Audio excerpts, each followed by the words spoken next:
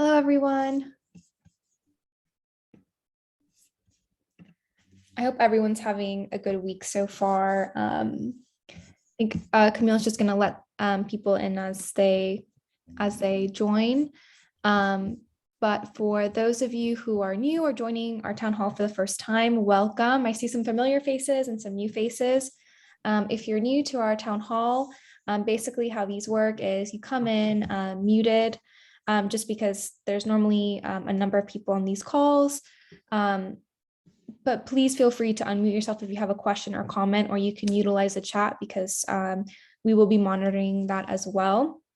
We're also live in our Facebook group, so if you're watching us there, I'll be monitoring the chat on Facebook at the end of the call when I take questions. Today's topic is kind of one that was requested by one of our community members a while back, but we felt that kind of going into the new year, it was really important to talk about mental health, especially as we've been living in a global pandemic for nearly 2 years now. And there have been lasting effects, whether it's you yourself as a leader, amongst your staff, parents, and students. A variety of communities are being affected by this. So basically, I put together a presentation to kind of lead the conversation, but I very much want this to be an open forum, an open discussion where you guys as leaders can have a safe place to talk about issues in your community, strategies that have worked for you, and just kind of figure out how we can really raise mental health awareness in our own school communities. So I'm going to go ahead and share my screen here. All right. And I'm going to go ahead and present. All right. So how to support mental health awareness amongst parents, students, and staff. Let's go ahead and get started. Just a little overview. This is what we're going to be covering today. Really going to be focusing on why it's really important to have more mental health awareness in communities and how you can really support it among staff, parents, students, and of course yourself, because at the top, things can get quite challenging, especially when you're leading in times of uncertainty. It can be really stressful and cause anxiety for some people, burnout. So we're going to talk about that as well. And then I'm going to share some resources that are available to you that you guys can use on your community as well. And then we'll, of course, have plenty of time to discuss. And please feel free to unmute yourself or just post in the chat if something pops in your head and you just want to talk about it. All right, so just an introduction. I want to just make everyone feel safe in this group. This is kind of a safe place for leaders to talk amongst themselves, because as a leader, oftentimes you cannot talk to your staff because they're relying on you to kind of be the one who knows everything in the situation and is really the leader there. So this is a community where you can ask questions that you may not be able to ask your staff, and you can connect with people who are experiencing similar things that you are experiencing as a school leader, that you don't have to be alone at the top.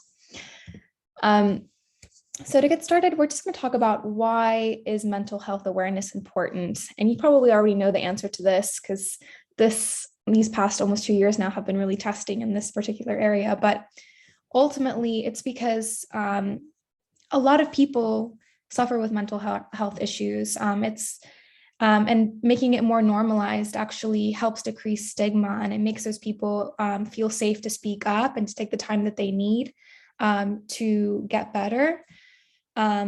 It opens the door for empathy, for important conversations, and it can really help your community as a whole, whether it's helping a student, a teacher, or a parent, or yourself. It ultimately leads to just a better whole community.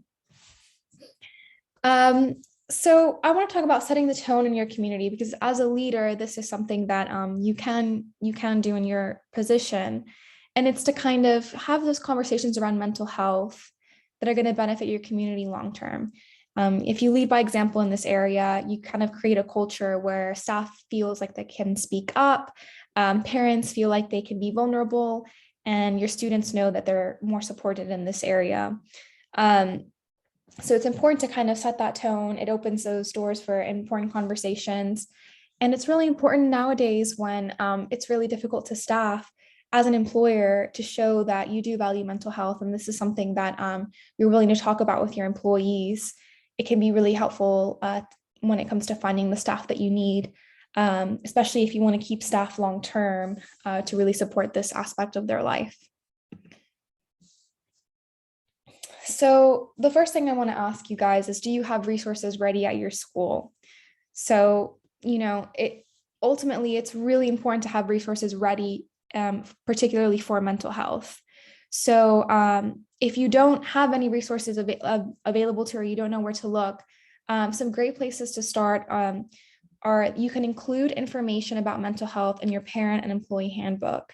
A great thing is maybe have a system for employees to kind of come in and talk to you if they're not feeling well. In a parent handbook, maybe put some resources for different mental health therapists or psychotherapists in your area that are kind of have a relationship with your school. You can establish that. Consider mental health training for your staff if you have the resources to do so. There's a lot of trainings out there for a variety of different developmental groups. And even if it's just one course, it can kind of maybe help them to spot kind of signals that students may be going through or parents may be going through. And when you have staff that's trained in this area, it really reflects well on your school, and it can be a huge asset. Always have contact information for local therapists and specialists to refer families or staff if requested. When you have those one-on-one meetings with families and they're, really concerned about maybe their teenagers going through a depressive episode in their life and they don't know who to talk to, and you can have a resource available to them and someone to refer to them. They already trust you, so it's really nice that you're able to refer them to someone. So make sure to just have a list of people like that on the ready. For staff as well, and mostly for staff if they request anyone in particular, it's just good to have contacts. Also establish an open door policy. I mentioned this already, but just maybe you can create some type of system where families, students, and staff can come and meet with you or perhaps their teacher and discuss any problems at home or anything that's on their mind. And then have information forms you can hand out to parents as well. If you notice that a student is showing signs of anxiety, there are plenty of resources out there that you can download and just send. This is what to look out for. This is a behavior that maybe signals anxiety at this particular age. You can hand it out to parents, and it kind of helps them understand a little bit more about what a certain mental health issue might look like at a certain age point for the child. Need help finding therapists and specialists in your area. These are all links that are great for kind of searching for local therapists to get in touch with. This presentation will be shared along with all of these links, so you're welcome to click through them and kind of just look around what's available in your area. It's great to send an introductory email to them, kind of talk about what your school does and how you would like to build relationships. You can, of course, kind of read, you can go online now. This is the beauty of technology. You can go online and read reviews on people who have been their patients and figure out which one might be a good fit for you to have as a referral for any parent or staff member. And there's also lots of different specialist websites, specifically for anxiety, depression, bipolar support as well. And I know for a fact as well, there are different websites for things like autism as well, any mental health issues such as that, that require a specialist. It's always good to have a good referral in your area. So what resources do you have ready to offer your families? Feel free to comment in the chat if anything comes to mind. I'd love to know what kind of things you have at the ready when a parent comes to you during a meeting, or you just have something ready to go for them, whether it's a handbook of some sort or a information deck or just a list of contacts. Feel free to comment what has worked well for your school. All right, so mental health resources for staff. And this is always a tricky area because you don't ever want to approach things kind of the wrong way around mental health when it comes to staff members, and it can be kind of treading on thin water. It's a bit tricky sometimes to have those difficult conversations, especially when they involve personal life. The one thing you can do, and this is something that based on what a lot of people have shared in past conversations, they kind of struggle with, because I think a lot of Montessori leaders maybe take on a lot because it can be a very overwhelming place to be, is just to model healthy behaviors. Don't just say that you support mental health and then you're spreading yourself so thin. Your employees can see that you're just physically exhausted and you just don't make time for yourself, because they can see that. So model that you do set boundaries for yourself, that you do prioritize self-care to certain extents, and that you are really focused on their well-being. And while getting the work done is important, they can't work properly if they're not feeling good. So really making sure that they understand that about you. So whether it's just sharing that you take a break every day just to kind of regroup, or that you maybe see a therapist if that's something that you would like to share or feel comfortable sharing, or that you're looking forward to having a vacation with your family, and actually turning off your emails. Maybe have a rule that you don't answer emails on Sundays at all, or Saturdays and Sundays are completely off limits, so that you don't burn out. Because if you're constantly burnt out, then that's kind of setting the tone for how they should be in the working environment as well. So it's kind of good to model a good work-life balance. Build a culture of connection through check-ins. Something I really want to focus on in this particular slide is intentionally checking in and doing it on a regular basis. Do it more than you think that you need to. Whether it's checking in weekly or monthly, or just really taking the time to talk about, how is everything going, and not just at work, but how are you doing? And holding those regular check-ins so that you can really understand your staff and build those stronger connections. This is really important as well for building lasting relationships with your staff, and really building a community that wants to stick around with you longer. Really important to have those regular check-ins. Offer flexibility and be inclusive as well. Expect that the situation, your team's needs and your own needs will continue to change. I mean, I think we've learned that lesson so many times this past year. But yeah, those transition points can be really difficult. You can help problem solve any issues that come up early if you know what's happening. Those conversations will also give you an opportunity to reiterate norms and practices and support mental health. Inclusive flexibility about proactive communication and norm setting that helps people design and preserve the boundaries they need. Obviously, a lot of Montessori employees may have children of their own, and they may need to have a little bit more flexibility in their schedule, or they may need, when it comes like 3:30 and they have to be out of the classroom, that's their family time. And really respect that and be flexible. As long as they're doing good work at your school, just make sure to kind of respect everyone's time where you can. And also they should do the same for you. Just kind of respect those boundaries and be flexible where you can, especially during difficult times. And this again, communicate more than you think you need to. Make sure to keep your team informed about any organizational changes or updates. Of course, it seems like there was a point in the pandemic where things were changing weekly or daily, and it was really stressful. But having that constant communication is really important, really to clarify modified work hours and norms, make sure everyone understands what's going on. And remove stress where possible by setting expectations about workloads, prioritizing what has to get done, and acknowledging what can slide if necessary. If you see your teachers or your staff are really struggling, maybe with, I know there was a point in the pandemic where there was a lot of remote working, and it was really difficult because that's just not what the Montessori training reflects. Kind of to adapt into a way that works not only for the students and families, but also for your staff. And just understand their limits and communicate what is something that they can actually do versus what, they think is stretching themselves too thin. Modify policies and practices as well if you are able to do this. To reduce stress on everyone, be as generous and flexible as possible in updating policies and practices in reaction to the pandemic and civil unrest. For example, if you may need to take a closer look at your rules and norms around flexible hours, paid time off, email and other communications, and unpaid and paid leave.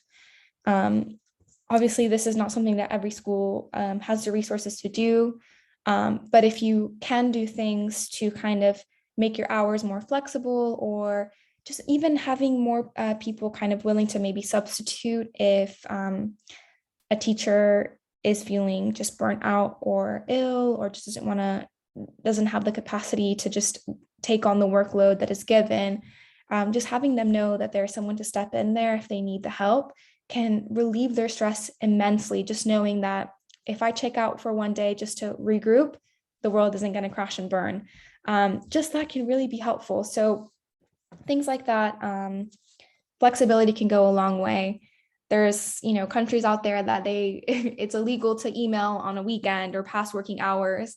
And maybe that's not quite possible at your school yet, but take those things into consideration. And if you can see that your staff is just reaching a burning point, then maybe you can start implementing some more flexible practices. Review your code of conduct. If you feel like this is an area that you can improve in, by leading a healthy workplace, you can create a safe environment free of needless stress. Have a system in place for staff to voice concerns.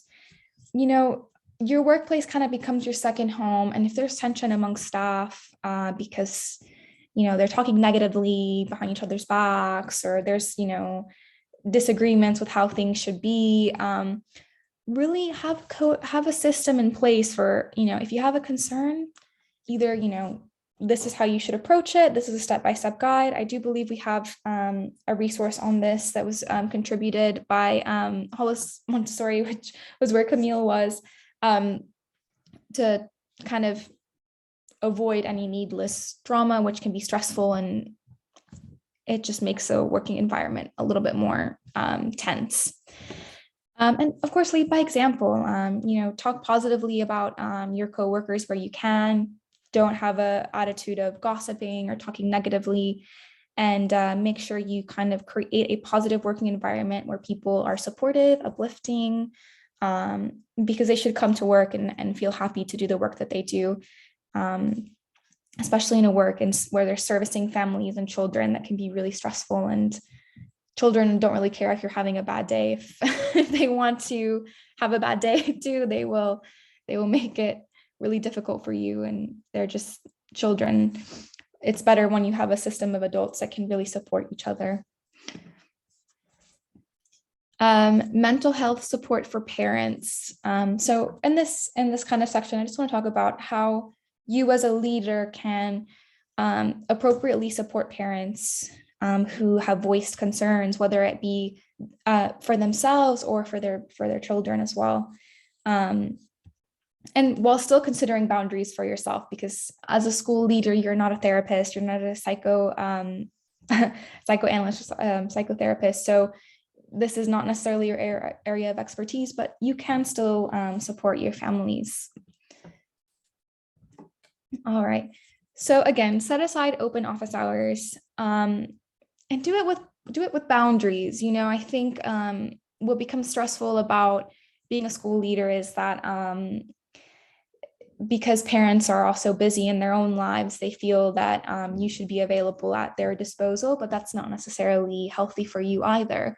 So it's good to set aside some just some hours that work for you, whether that you can have some during the working hours, and maybe you can set aside once a week after working hours for parents who work a 9 to 5.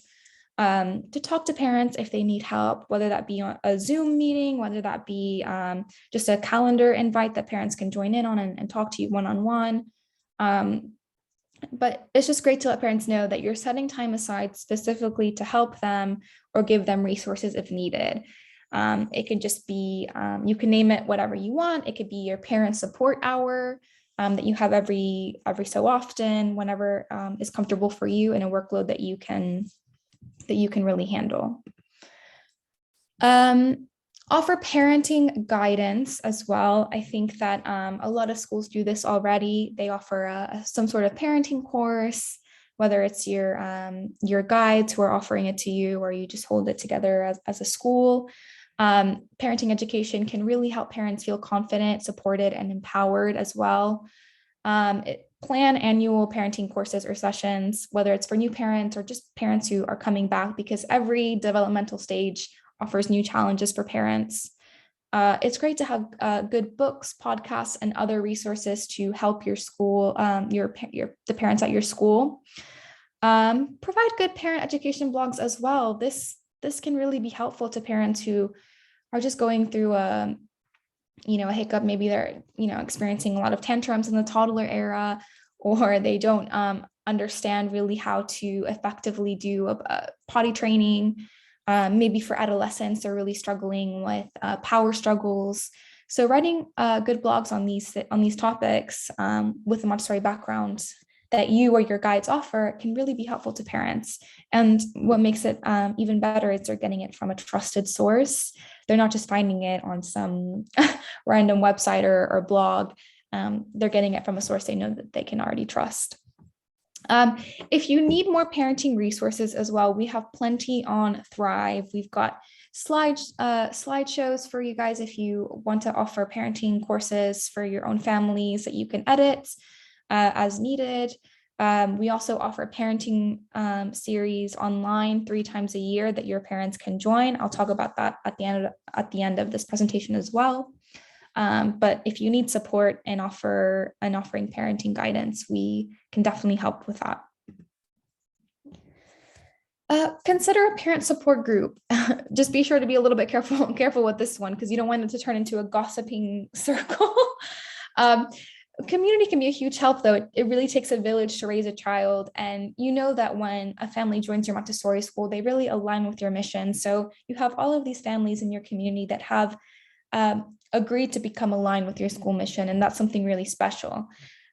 Just make sure that if you do decide to create groups for parents, that you establish clear guidelines to prevent conflicts. It's not a space where they can talk negatively about a guide or just negatively about your school or each other. It's a place to just connect, socialize, and just talk about parenting in a positive way that offers learning experiences.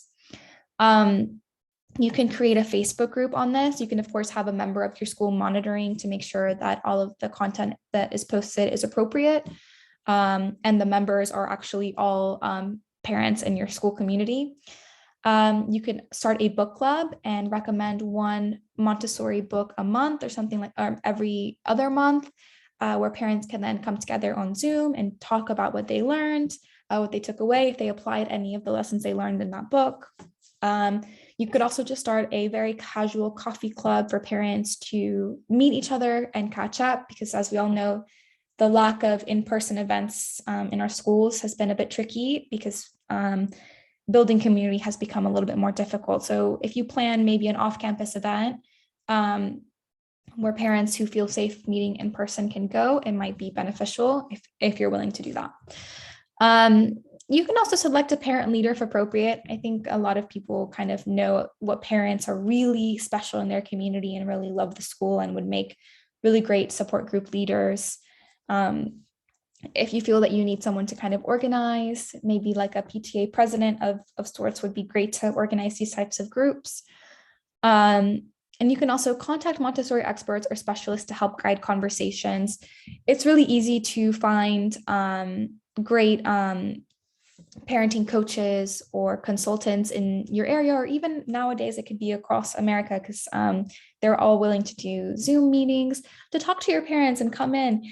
If you're really at a loss with how to help parents deal with anxiety in teens and you want to bring a specialist, contact a local therapist who might be willing to come and share an hour of their time with your parents, talk about how they can handle those things on Zoom. You'd be surprised how many of them actually respond positively, especially as for them, it's a great way to make contacts and to find new clients, and which in turn would help you as well, because those parents would be matched with a specialist that's really good in that area. So let's talk about mental health support for students. And this might be a conversation for you, as well as resources for your guides who are one-on-one in the classroom with their students. So again, having appropriate policies in place and revisiting those policies really create a school mission to prioritize mental well-being. A lot of schools already have, no bullying policies. They have a no bully tolerance policy in their school. That's a great place to start. But also really focusing on educating your student body on mental health awareness can be the next step. And this is, of course, for maybe it might look different amongst different age groups. But just maybe talking to your teachers about, how can you talk about to a primary classroom how you can help a friend when they're feeling sad or when they're feeling angry? What can you do? And then maybe that looks different for an adolescent group. Also have a process for investigating issues with mental health among students. So really this kind of goes in hand with training your staff, but really having awareness of what are the things to look out for if to spot. And many staff, they don't necessarily need training to spot things, but just to kind of understand what signals mean that a student might need help with their mental health. Knowing when and where to ask for help as well. There's only so much that you and your staff can do. There's a point where you might have to refer to a specialist or a therapist. So have those resources ready. As I mentioned earlier, it's just great to have a list of those specialists. Partnerships are a great opportunity as well. It's great when you have, a children's therapist who you refer your students to, and then they can refer parents to your school because they know how your environment is like. And it can help certain students with certain kind of mental health issues, or maybe if a child has anxiety, Montessori might be the right fit for them. So those partnerships can be really great and they can be mutually beneficial. So kind of get in touch with local specialists in your area and see what you can build. Definitely have a network around mental health. Make sure your teaching staff has mental health training, and it's quite simple to find. I'm not sure if AMI or AMS offer this, but it can, even if they take it outside of the outside of those certifications, it's just extra help for them to kind of have more knowledge about how to talk about these things, how to discuss them with parents, and how to support students. It's a great investment in your community, especially moving forward, because a lot of people are really bracing themselves for the long-term effects of this pandemic, especially for children who are experiencing kind of extended periods of isolation during key developmental phases. So it's just a good investment for the long run. Include mental health in the curriculum, of course, where appropriate. It might not necessarily be that the most pressing matter when they're toddlers, but maybe for an elementary school child or even middle or adolescent school child, there are definitely ways that you can try to include mental health in the curriculum to some extent. Whether it's, encouraging pupils to explore issues around mental well-being, learning about mental health is really the best way to combat any stigma and adopt healthy coping strategies. Schools really do have a duty to provide a balanced curriculum that promotes spiritual, moral, cultural, mental, and physical development of students. So just have that in mind and find ways that you can kind of integrate it in a way that works for your community.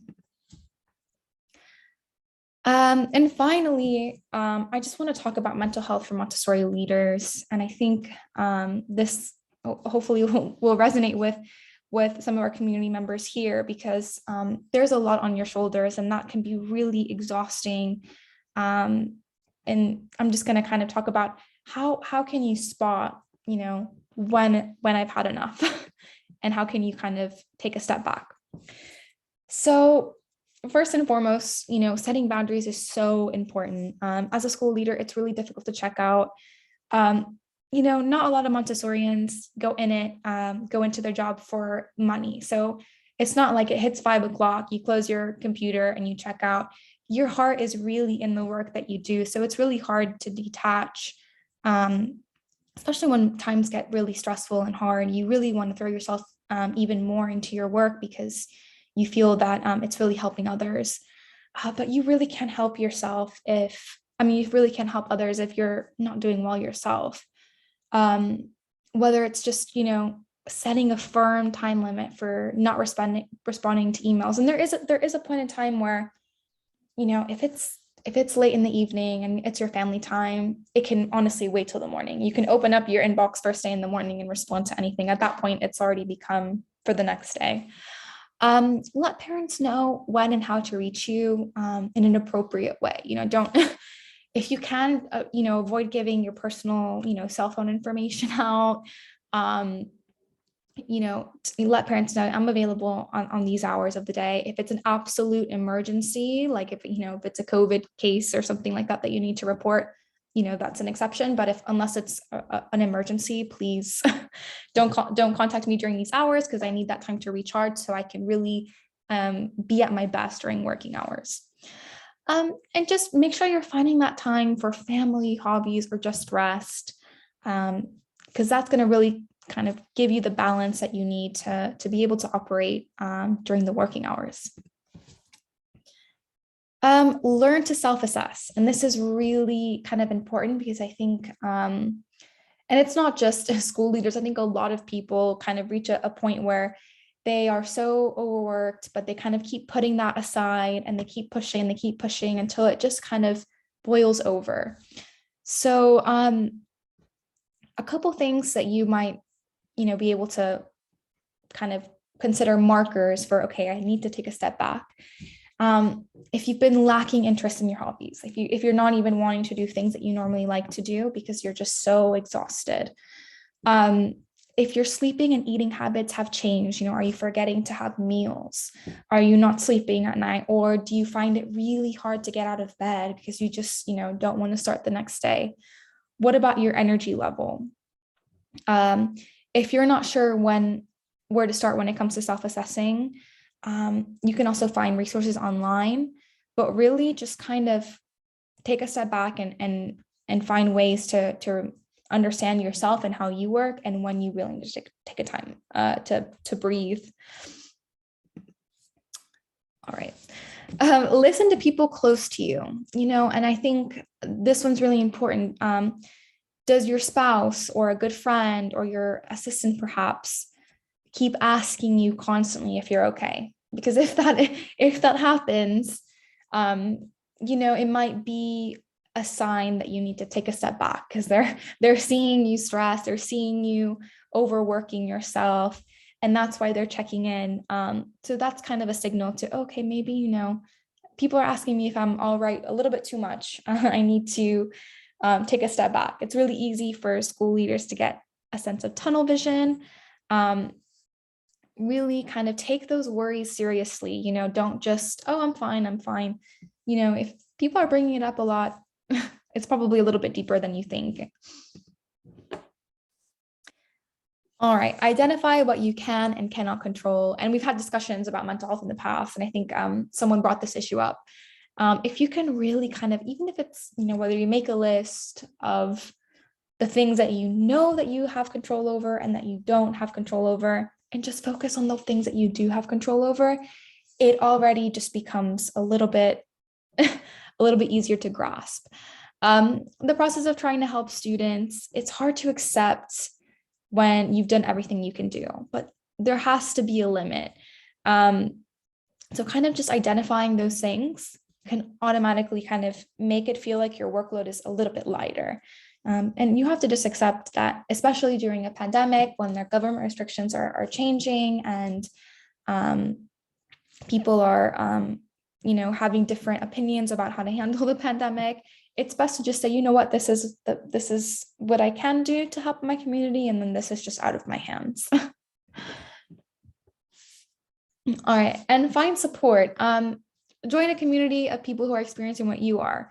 By joining a town hall like this, you are finding support. You are kind of building a network of people who are going through the same things. And we have a Facebook group where people can ask questions to one another or just share their triumphs.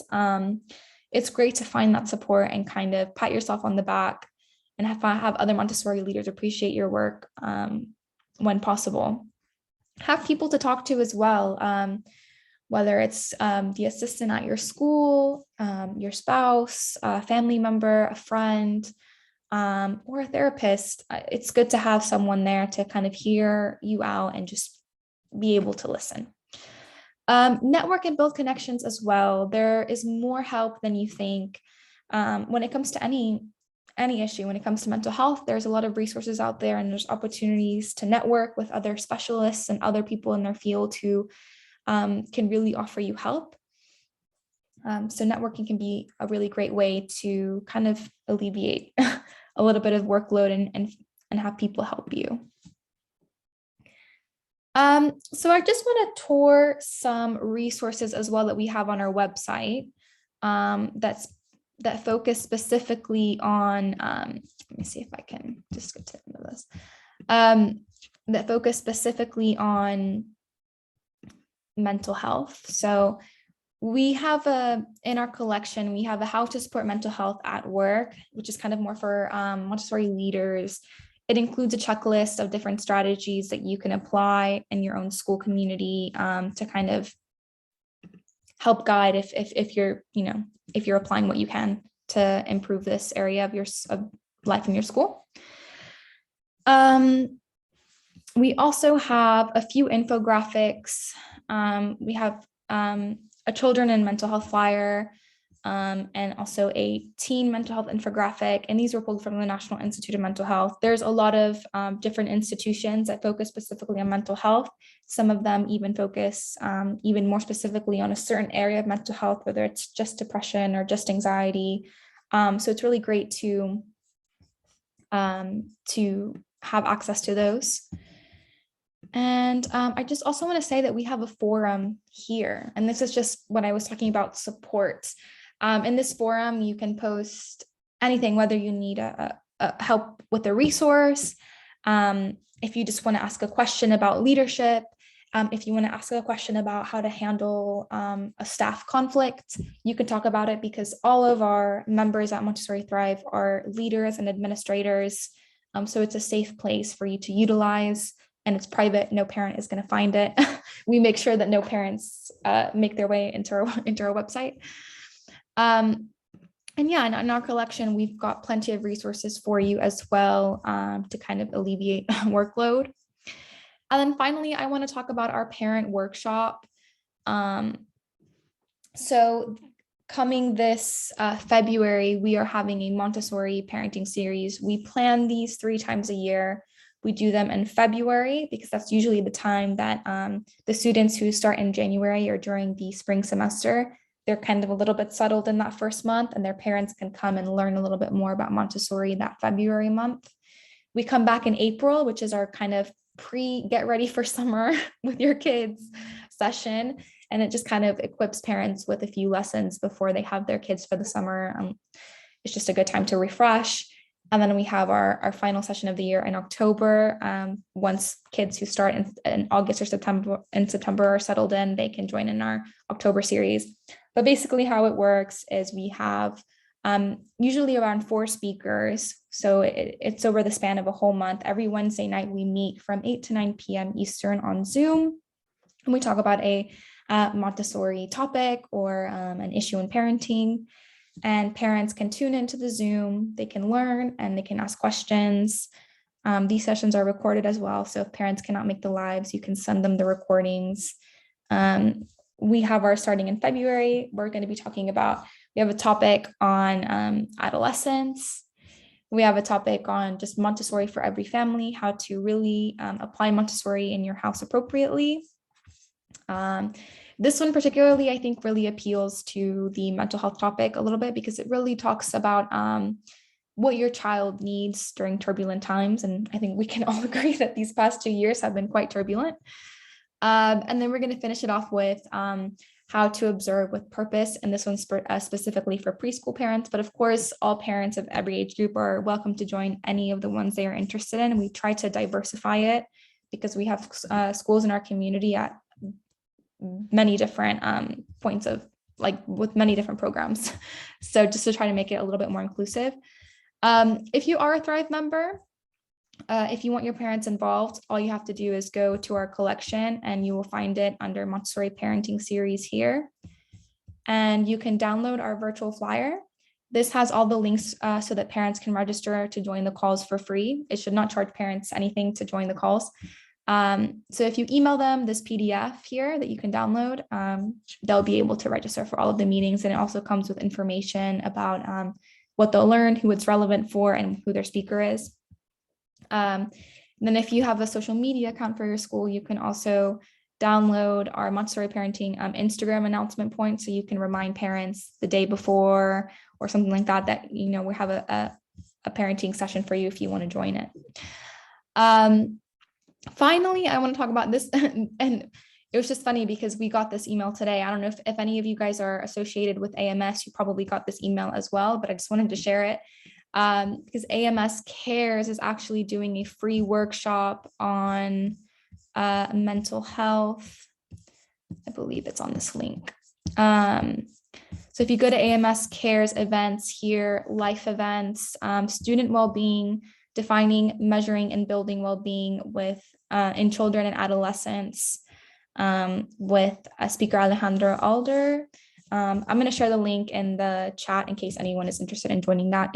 I'm pretty sure it's free and you don't have to be an AMS member to join. Thank you, Emily. I'm just seeing your chat. So I'm going to stop sharing my screen now, and I'm just going to kind of open it up to hear your stories and experiences with mental health in this past year, whether it be your own story or something that you witnessed in your community or what has worked for you. Let's see here what Emily said. This has been so informative and enjoyable. Such good reminders and resources. Thank you. The parenting series is awesome. Oh, I'm glad we have had Emily's community on. I highly recommend schools share with your families. This particular resource is very helpful for small schools trying to navigate the pandemic with so many things on our plates, unable to focus on parent events like previous years. That's really great. We're excited for the next parenting series. We always try to plan it with you guys in mind. We always open it up to any suggestions whenever there's a topic that a certain school wants. We'll try to find a speaker for it. So if anyone has ideas for a future series as well, please contact me. I'm the one who organizes these. So I'm just going to drop my email there in case anyone wants to ask me any questions. But yeah, I would just love to hear kind of your take on mental health awareness in your own communities. If anyone has any comments, or what do you have ready for parents if they come and ask you?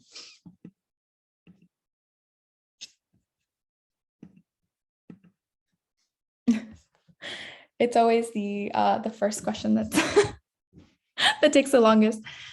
How's everybody doing? I mean, maybe just that, just checking in on ourselves. I know it's been really just unbelievable. So yeah. I can speak to that, and I'm sure I'm not alone in it. We've just been case after case after case of COVID, and the administrator and owner of school is the point person, and she feels she has to be the point person because she's got the financial and fiduciary and all, is on her plate. But I think she's wearing out because, to your point about the weekends, that's not in COVID, that doesn't exist. If a child is found out on a Saturday, then that puts her into motion. She's got to identify, and tell the parents. And what's happened is, in a couple of cases when she's called, I think 3 specifically, to say, this is what's going on and this is what we need you to do, she's gotten an earful about something totally different, like the quality of pizza that we're serving the children, or I will expect a refund for the days that you are mandating that my child can't be in school. And I forget, there was another one that was just off the wall, and the problem is, the tone is rude and disrespectful. And that's what I think has been the harder part. And this particular person tends to take it personally. So that just ups the ante. Right. It just makes it much, much harder. So, and she has just, just had a, what do you want to call it? A physical injury that is very, very painful. And she can't get help for it until next Monday. So, you know, there's a lot going on, and I'm working remotely, so I only get this information remotely and usually after the fact. So that's how I'm seeing the mental health playing out, is, you know, the parent style of communication has changed because of their own frustration Mhm. with it. Wow. But, you know, it doesn't make it right. And it you know, it's damaging to the relationship. So, Yeah, I can imagine that is disheartening, especially when it's a complete change in tone and attitude from parents when you and your staff are doing your best. right, yeah. So I'm working on a letter to kind of uplift the whole thing and see if I can change the tone a bit. It's not, you know, it's just a few, but as we know, a few can make a difference. So I'm glad for the 3-day weekend. I think it'll give everybody a chance to hopefully rest if there's no more COVID reportings, and get away from it for a bit. Mhm. So, Yeah, that time to recharge is it really has become so essential. yeah, it really, really has. And I did take some time today and talk to one of the teachers, because I like to stay in touch with them. Sometimes it's hard to catch up with them, but I've done a pretty good job of touching base, and had a long chat with a primary teacher this morning, and because she's home because her daughter has COVID.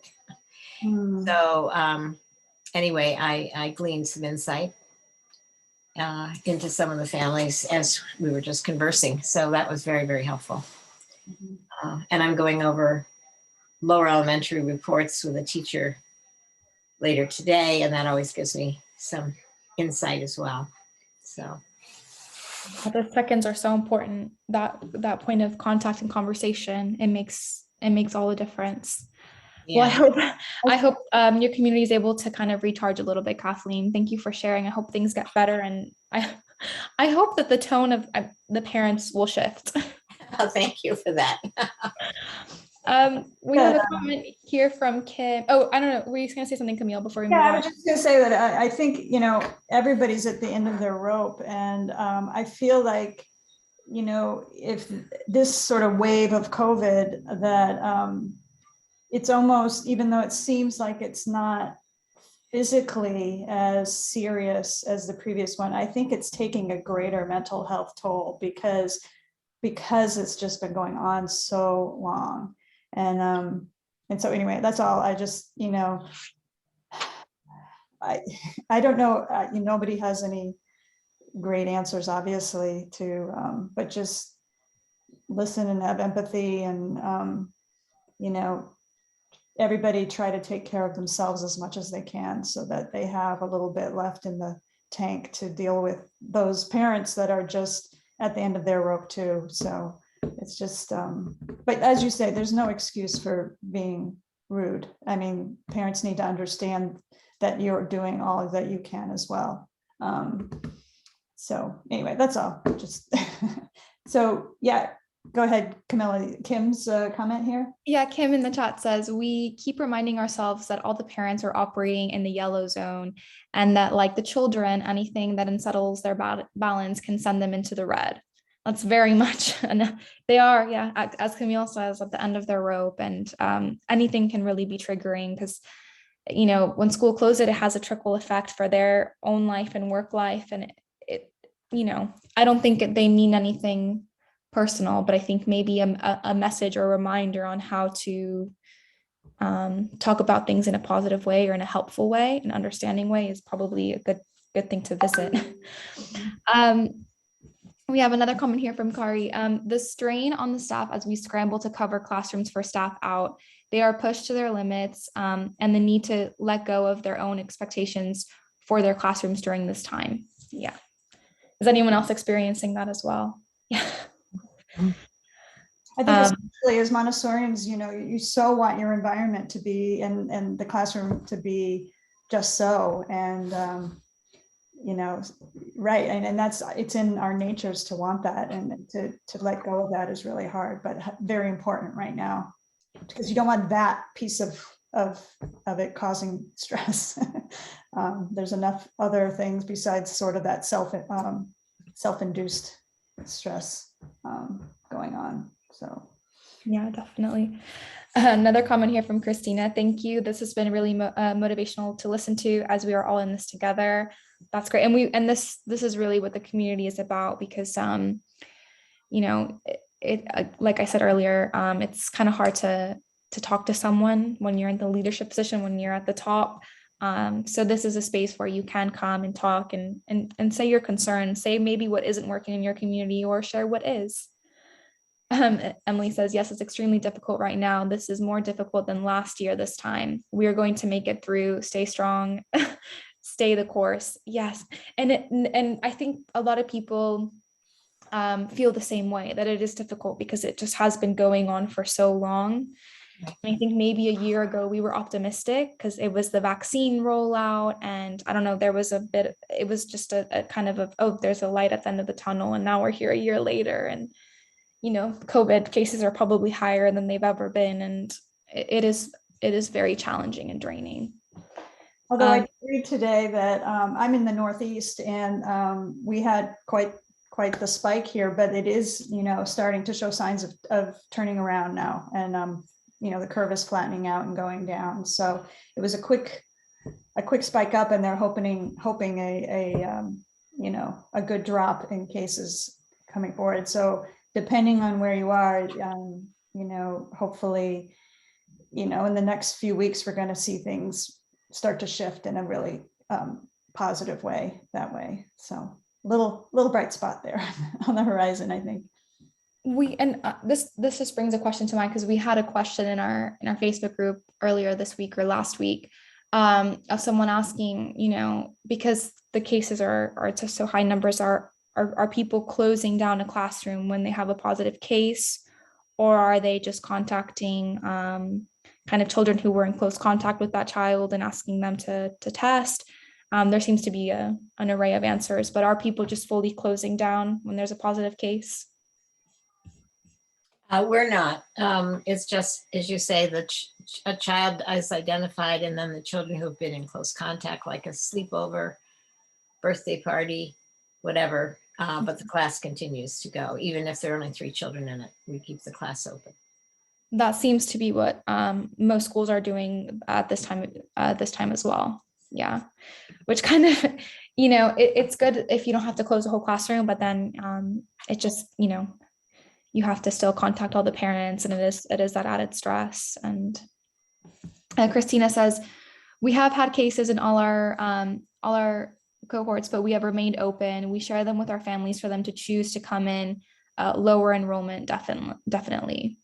Yeah, I think everyone is on that boat as well.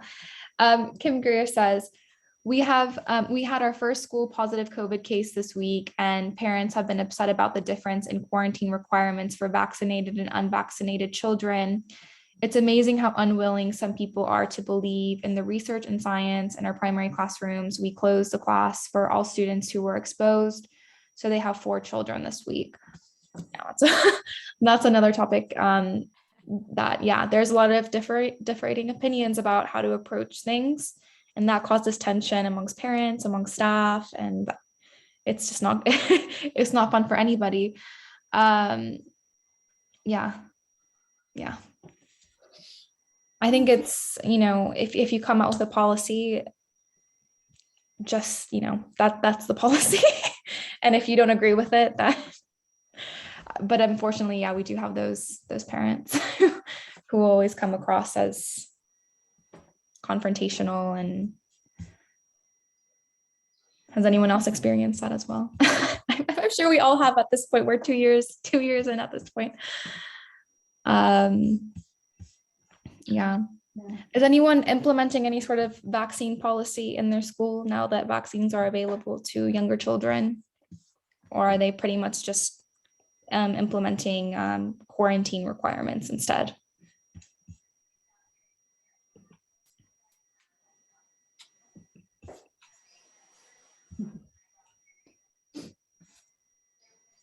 See, we have one parent who questions everything, and I'm sad to say that in my mind, I refer to him as the bully.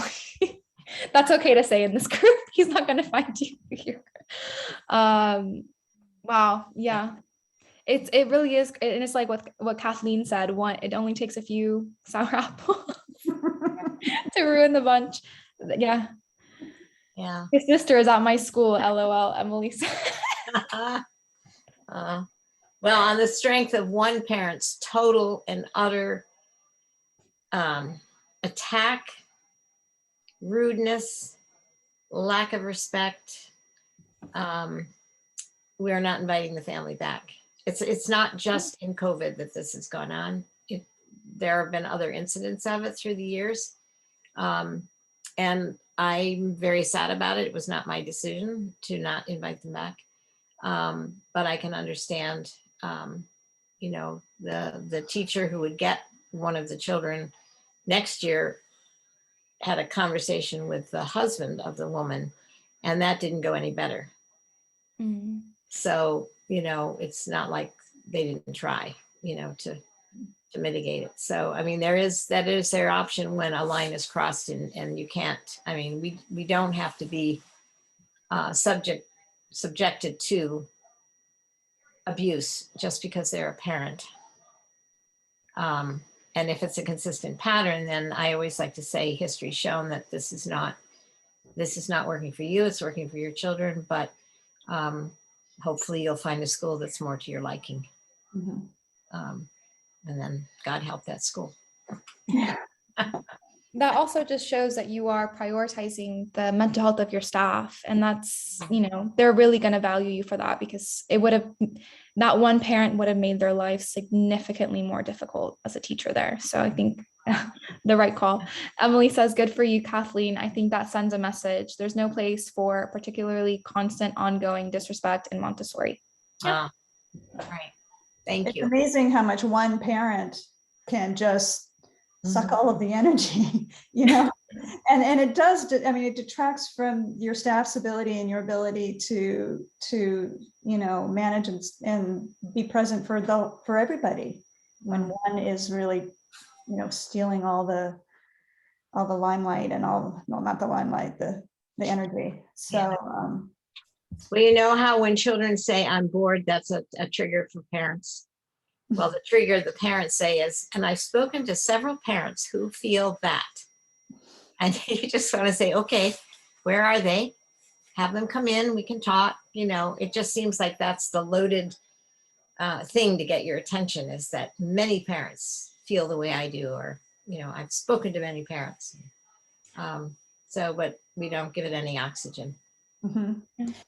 Yeah. And having, you know, been a parent in a school as well, you know, there might be a parent that comes up and vents, and then, you know, just because you're standing there listening doesn't mean that you're agreeing with them.